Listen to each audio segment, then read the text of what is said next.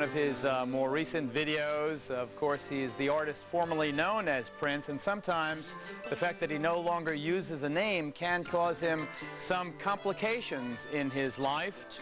As Richard Johnson from New York Post's Page 6 can report to us now, what happened when the Prince went nightclubbing, Richard?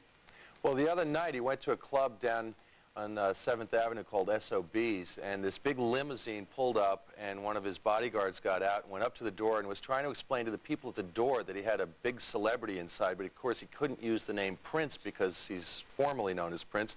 Now, I guess this symbol is what there's, you know. So when the driver steps out, he says, "This is who's..." If they're not carrying around flashcards, they don't know who to explain that they're with. And so they finally figured it out, and they let him in, and he sat down with his 5 bodyguards and a couple of other people. And then, of course, the first thing that happens is some fan of his, this woman goes, "Oh, it's Prince." And so, of course, he had to go, "My name is no longer Prince." And it's just too bad, I think, that he's picked a name that nobody can pronounce, but we at Page 6 have been doing some research, and we have figured out how you're supposed to pronounce that symbol. You have to take a deep breath and say, schmuck.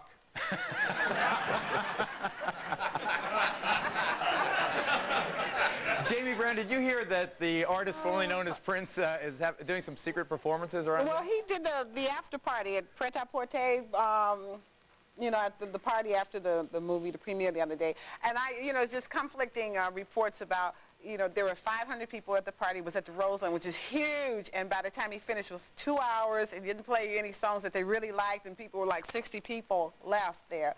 But what's really funny about Prince is that they're saying there's strong, strong rumors that the people who work with him are not allowed to sleep anymore. He thinks that sleeping is for wimps, and he sleeps maybe 2 or 3 hours a night, and that's it. Also, he doesn't want electricity around. He wants candles lit, so he's getting really far out there. He's great.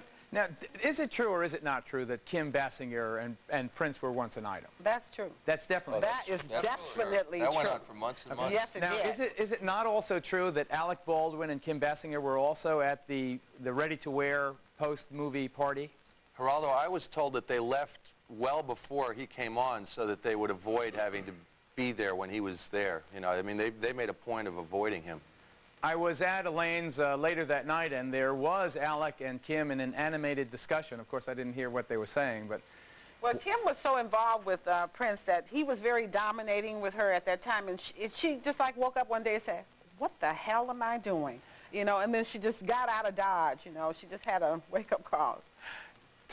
Anything else on Prince? No, but there was something else interesting happened that night at Roseland. Evidently, I guess, well into the early morning hours, Grace Jones evidently was found down in one of the ladies' rooms and basically had misplaced her clothing. Somebody had to be dispatched to go find a raincoat for her. I hate it when that happens.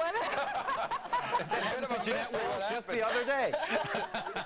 She was nude in the ladies' room? Evidently. It sounds like somebody pulled a prank on her. Maybe she got into a hassle with somebody and they decided that they would pay her back by stealing her clothes.